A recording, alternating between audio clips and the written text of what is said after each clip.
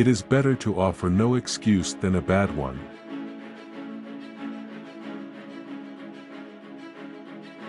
Labor to keep alive in your breast that little spark of celestial fire, called conscience.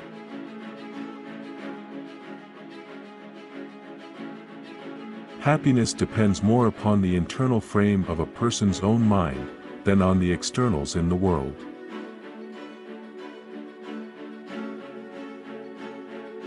Worry is the interest paid by those who borrow trouble.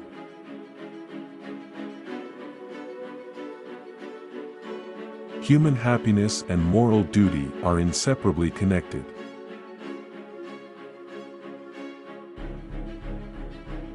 The marvel of all history is the patience with which men and women submit to burdens unnecessarily laid upon them by their governments.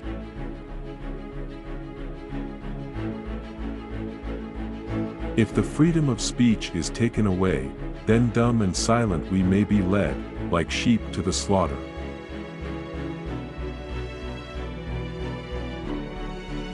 A government is like fire, a handy servant, but a dangerous master.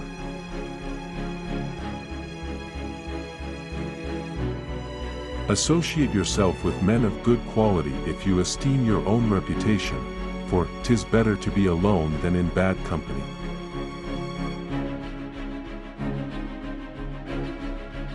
Be courteous to all, but intimate with few, and let those few be well tried before you give them your confidence.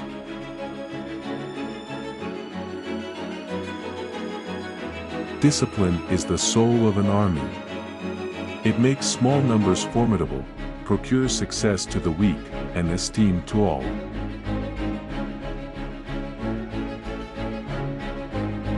Experience teaches us that it is much easier to prevent an enemy from posting themselves than it is to dislodge them after they have got possession.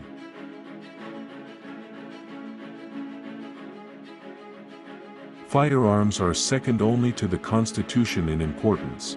They are the people's liberty teeth.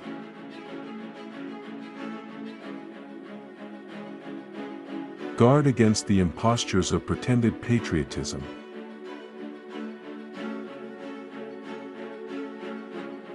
It is the first responsibility of every citizen to question authority.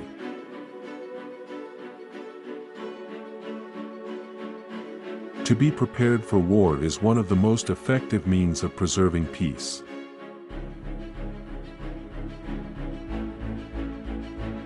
I hope I shall possess firmness and virtue enough to maintain what I consider the most enviable of all titles, the character of an honest man.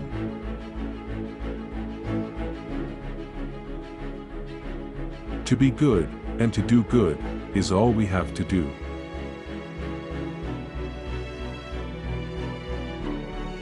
It is the manners and spirit of a people which preserve a republic in vigor.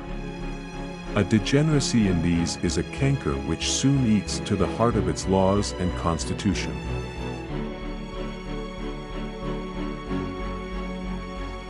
Government is not reason, it is not eloquent, it is force. Like fire, it is a dangerous servant and a fearful master.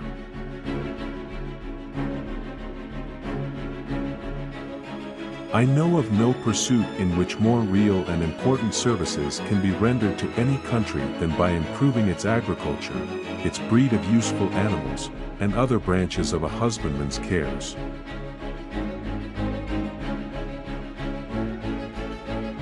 There is nothing which can better deserve our patronage than the promotion of science and literature. Knowledge is in every country the surest basis of public happiness.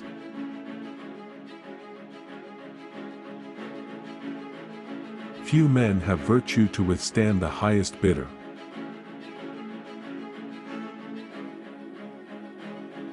The preservation of the sacred fire of liberty, and the destiny of the republican model of government, are justly considered as deeply, perhaps as finally staked, on the experiment entrusted to the hands of the American people.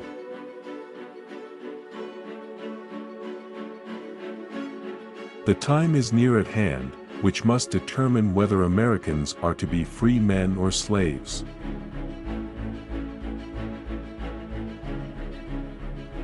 The foundation of our national policy will be laid in the pure and immutable principles of private morality.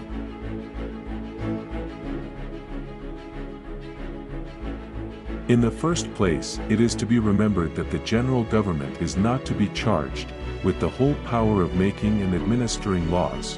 Its jurisdiction is limited to certain enumerated objects, which concern all the members of the Republic, but which are not to be attained by the separate provisions of any.